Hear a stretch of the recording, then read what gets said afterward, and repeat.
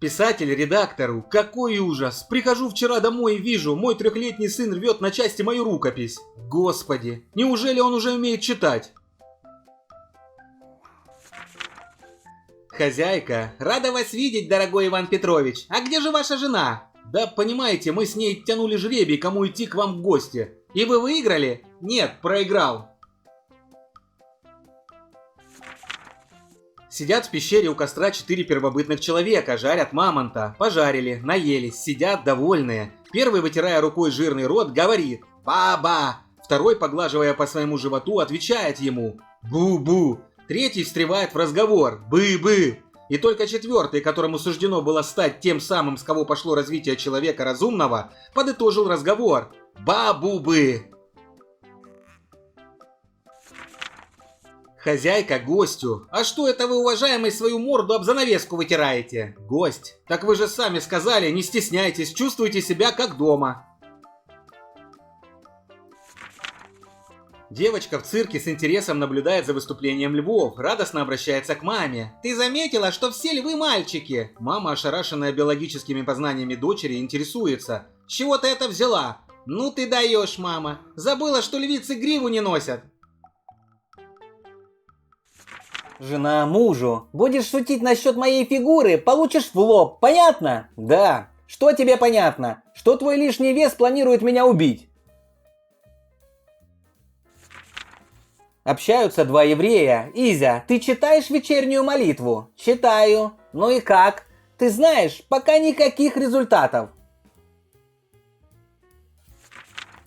На приеме у врача. На что жалуетесь, больной? На голову. Болит? Мешает. Спрашивают у ведущего клуба кинопутешествий: а вы видели когда-нибудь, как выпивают в Африке? О, у них там круто. Двое пьют и третьим закусывают.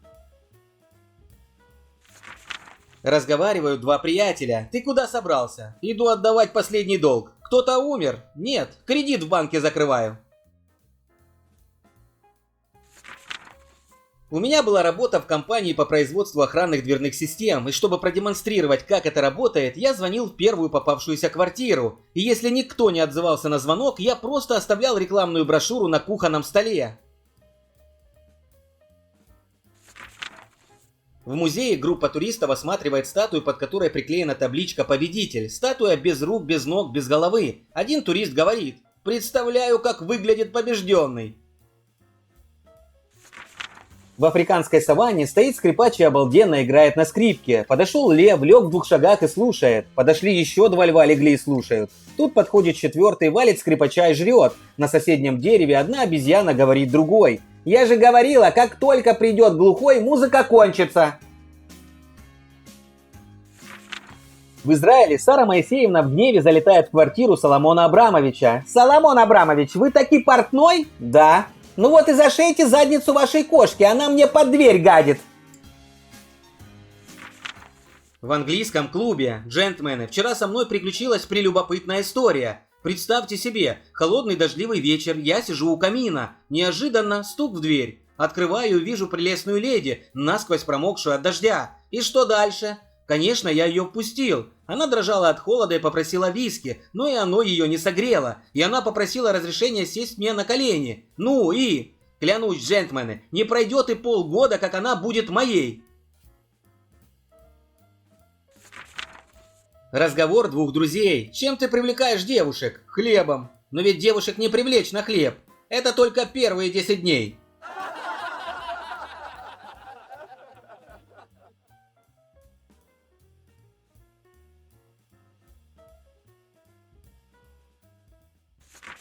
В ресторане посетитель официанту: «Что у вас есть поесть?» «К сожалению, только гуляш. Но в меню значится целая дюжина блюд. Так это для возбуждения аппетита». Мужик пришел к неопытному парикмахеру побриться, а тот его постоянно режет. Мужик не выдерживает и говорит: «Дайте что ли и мне бритву, я хоть буду как-то обороняться». Маленькая девочка заходит на кухню и спрашивает: «Мама, а почему у нас плитка такая грязная?» «Доченька, так наш папа на ней жарил яичницу». «Он что, жарил без сковородки?» На сцене чревовещатель с плюшевой уткой на руке. Утка раскрывает рот. А сейчас еще один анекдот про ментов. В зале поднимается мент. Ну хватит, надоело. Делают из нас дураков, понимаешь. Чревовещатель весь красный начинает извиняться. Мент ему: так, помолчи, я с уткой разговариваю. Директор пристально разглядывает новую секретаршу. «4 детей», — говорит ему на ухо начальник отдела кадров. «Не может быть, у такой молоденькой уже 4 детей? Не у нее, а у вас». В полицейском участке. Товарищ капитан, вот уже год как исчезла моя жена. И вы только сейчас нам об этом сообщаете? Да, потому что до сих пор я сам никак не мог в это поверить. Стук в 3 часа ночи. Кто там? Жан-Клод Ван Дам. Я сейчас, выйду и всем 4 трендюлей дам. Пьяный вдрызг мужик лежит на дороге и не может пошевелиться. К нему подходит другой и спрашивает: «Где же ты так нажрался?» Тот облегченно: «Фу, слава богу, а я думал, меня машина сбила». Поймали людоеды 2 мужиков и спрашивают: «Вы кто по знаку зодиака?» «Я Овен, я рак». «Тогда, значит, баранина основное блюдо, вареные раки на десерт».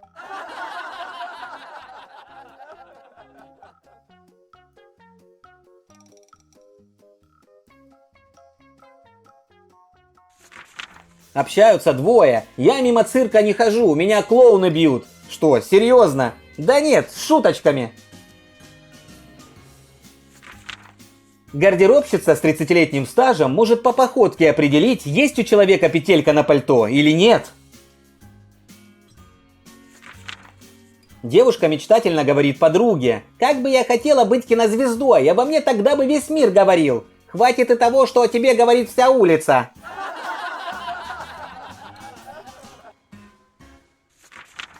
Один мужик жалуется другому: «Салат был подозрительный на вкус и запах, возможно, испорчен. Ты его выкинул?» «Нет, ел с осторожностью».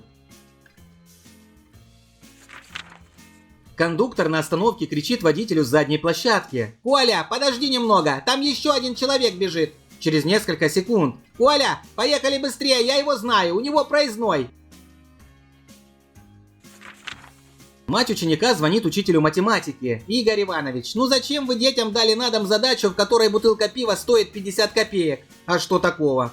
Мой муж так изнервничался, что всю ночь не спал». Лондон. Разговаривают двое. «Как ваша фамилия?» «Шекспир». «О, эта фамилия хорошо известна. И еще бы, я 20 лет развожу молоко в этом районе». Разговор на необитаемом острове. «Если мы выберемся отсюда, я, пожалуй, завяжу со своим любимым хобби». «А какое у тебя хобби?» «Хождение под парусом на яхте».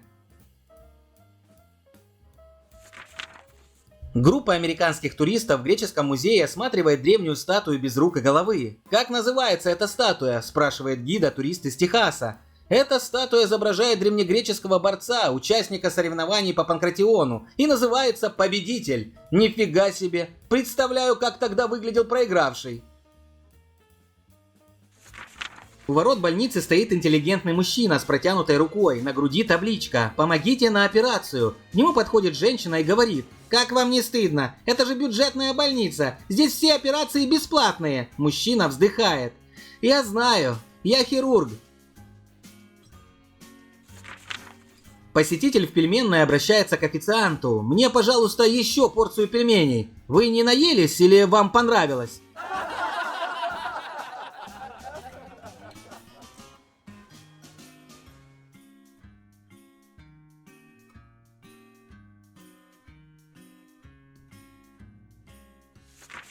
На утро после драки один из зачинщиков заходит в бар и видит, что весь пол покрыт опилками. «Скажите, эти опилки насыпаны, чтобы впитались пятна крови?» «Нет, это остатки вчерашней мебели». Дама оборачивается к сидящему сзади нее в зале зрителю: «Вам не мешает мое перо на шляпе?» «Нисколько. Я его отрезал и теперь все прекрасно вижу».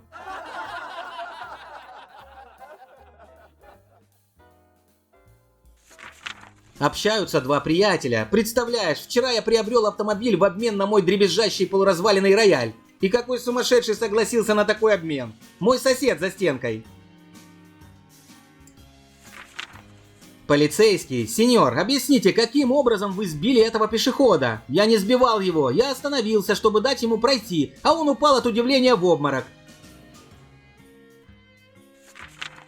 В гардеробе театра. Повесьте, пожалуйста, мою куртку. Не повешу, у вас нет петельки. Ну хотя бы за капюшон. Не повешу, у вас нет петельки. Но сейчас же спектакль начнется. Не начнется. Вон сидят все, зрители и актеры, и пришивают петельки.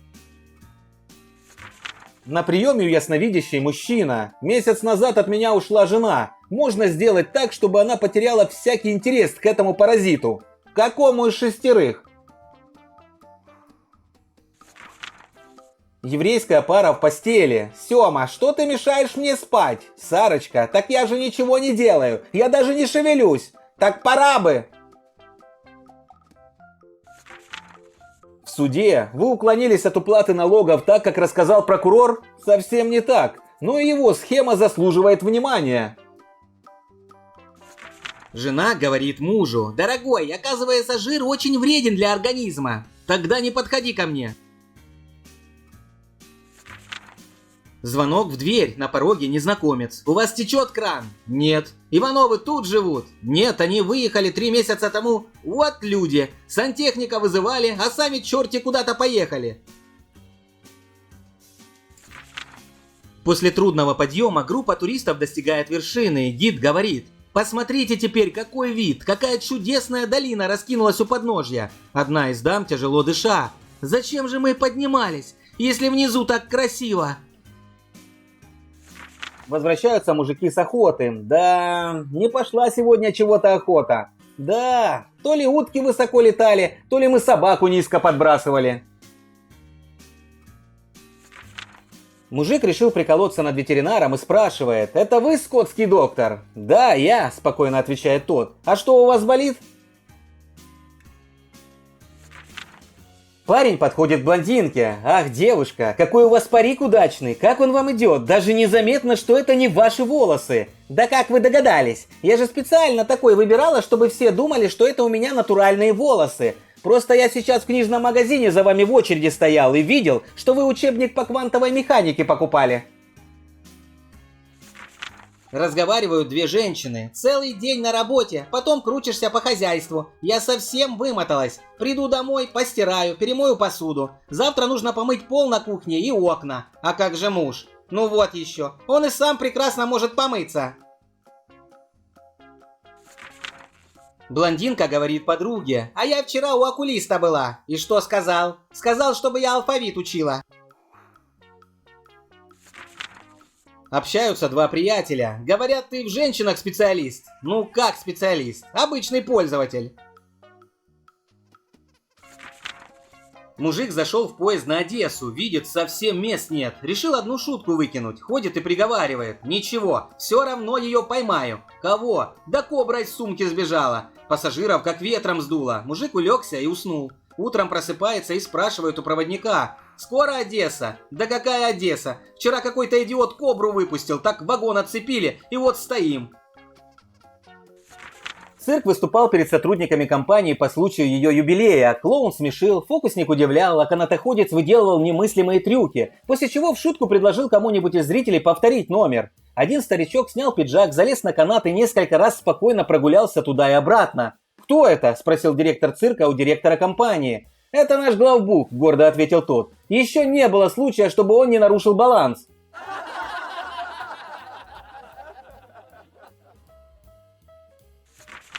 Полицейский, вызывая по телефону участок: «Здесь ограбили человека. Одного я задержал». «Кого именно?» «Того, кого ограбили». Просыпается Адам с дикого бодуна, чувствует что-то не так, ощупывает себя руками и начинает орать дурным голосом. Где мои ребра?» Голос сверху. «А кто вчера девочек заказывал?» Разговаривают два приятеля. «Хватит, не говори больше пошлости о женщинах. Женщины — это святое». «Да? Ну что же, отправлюсь тогда сегодня по святым местам».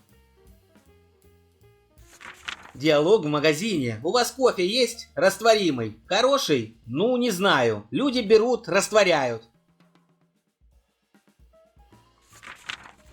Общаются подруги, девки, я себе такого галантного кавалера нашла, каждый день мне по 100 роз дарит, уже вся комната заставлена этими розами, а про красные гвоздики вообще молчу. Ух ты, а как его зовут? Сидоров Степан. Это не с 5-го ли дома? С 5-го. Так я его знаю, он на кладбище ночным сторожем работает. Из разговора. Посмотри прогноз погоды. -6. По ощущениям -17. Какие неприятные ощущения.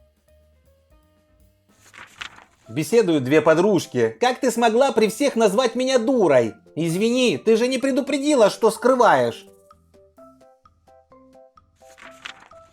Из разговора. Кто вас стриг? Мастер? Я понимаю, что мастер. А по профессии он кто? Общаются две дамы. Наконец-то мне удалось отучить мужа от этой ужасной привычки грызть ногти. Каким образом? Я прячу его зубы. Из разговора. Да у него плоскостопие последней стадии. А что такое плоскостопие последней стадии? Вот ты ласты видел? Да. Это предпоследняя. Урок математики в школе. Учитель спрашивает, сколько вы должны заплатить в сумме, если вы мяснику должны 155 рублей, пекарю 100 рублей, в магазине 124 рубля и в продуктовом 210 рублей. Ну-ка, отвечай, Вовочка. Я не знаю, мы в таких случаях переезжаем в другой район. Мать поучает сына. Сынок, если будешь курить, то никогда не вырастешь. Да, но вот дедушка курит, а ему уже 70 лет. А если бы он не курил, ему уже давно бы было 100. В баре раздается телефонный звонок. Посетитель. Это меня. Бармен. Откуда вы знаете? Да потому что только моя жена может так противно звонить. Директор вызывает к себе своего сотрудника и говорит ему: у меня для вас две новости, хорошая и плохая. Хорошая, я вам увеличиваю зарплату вдвое. Плохая, я вас увольняю. Знаете теперь, какое хорошее место вы потеряли. В магазине. Послушайте, ваше средство от моли никуда не годится. Моль жрет его с удовольствием. Тогда все в порядке. Пока она жрет, ей не до одежды. Ревизия на складе. А куда девался вагон растворимого кофе? Так растворился. Нищий пристает к прохожим. У вас случайно нет пары старых ботинок? Позвольте, но ведь на вас совершенно новые ботинки. Но они-то и портят весь имидж. Жена мужу. Дорогой, вот я, по-твоему, по красоте на какой ступени нахожусь от 1 до 10? Муж простодушно. Ну, как будто ты упала с лестницы. Из разговора. Коля, я уже наполовину договорился о свидании вон с той красавицей. Это как наполовину? Ну, я согласен. Стоит на улице бомж, весь грязный, оборванный, лохматый, в одном ботинке. Подходит к нему бабушка, жалеет его. Бедненький, что ж с тобой приключилось? Какой ты оборванный, грязный, вот и ботиночек где-то потерял. А бомж отвечает: не потерял, бабка, а нашел. Ефим Моисеевич, какое ваше главное достоинство? Несгибаемость. Вы принципиальны? Нет, у меня остеохондроз. Разговаривают две подруги. Почему ты до сих пор не выходишь замуж? А зачем? Я предпочитаю подарить счастье многим мужчинам, чем несчастье одному единственному. На площади выступает бродячий циркач. Он говорит, обращаясь к зрителям: «Леди и джентльмены, сейчас я у вас на глазах съем эти куски угля, камни и гвозди. Надеюсь, что после моего выступления вы подадите бедному артисту на хлеб». Голос из толпы: «Как? И после всего этого вы еще будете голодны?» Звонок в офис. Секретарь берет трубку. «Алло, офис 3 икса. Добрый вечер. А можно позвать к телефону Сергея?» «Какого именно? У нас 5 Сергеев». «Ой, блин. Ну тогда позовите Вадима». В магазине. Послушайте, хозяин, этот сыр я купил у вас вчера. Да, в чем дело? Вы сказали, что он швейцарский. Да. Он оттуда импортирован или депортирован? Утром жена говорит мужу: «Дорогой, мне приснилось, что на праздник ты мне подарил бриллиантовое колье. Будешь себя хорошо вести, в следующем сне я тебе норковую шубу подарю».